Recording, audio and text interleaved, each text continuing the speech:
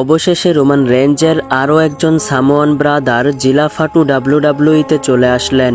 জিলা ফাটু এনএক্সটির মধ্যে ডেবিউ করেই গ্রেসন ওয়ালার আরও একজন রেসলারকে ভয়ঙ্করভাবে আক্রমণ করেছেন।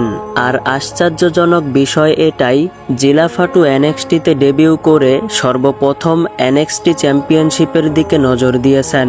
দেখুন, জিলা ফাটুকে ডাব্লিউডাব্লিউইতে দেখার জন্য 2023-24 সাল থেকে দর্শকরা ওয়েট করছেন।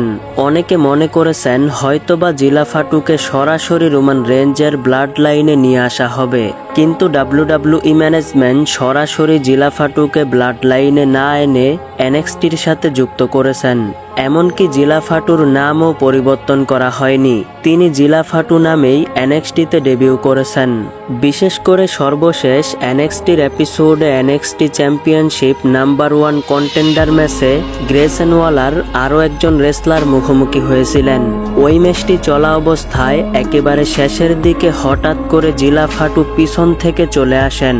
তিনি এসেই গ্রেসন ওয়ালার সহ এনএক্সটির ওই রেসলারকে অত্যন্ত ভয়ঙ্করভাবে আক্রমণ করেন।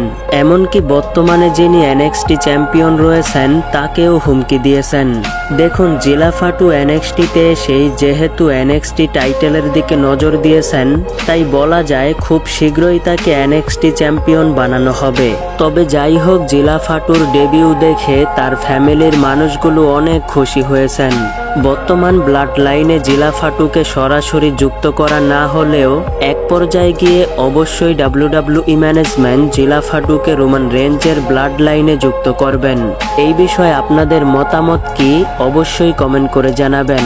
ভিডিওটি ভালো লাগলে অবশ্যই একটি লাইক। এই চ্যানেলে রেসলিং সম্পর্কে ভিডিও পেতে চাইলে চ্যানেলটিকে সাবস্ক্রাইব করে পাশেই থাকবেন। ধন্যবাদ।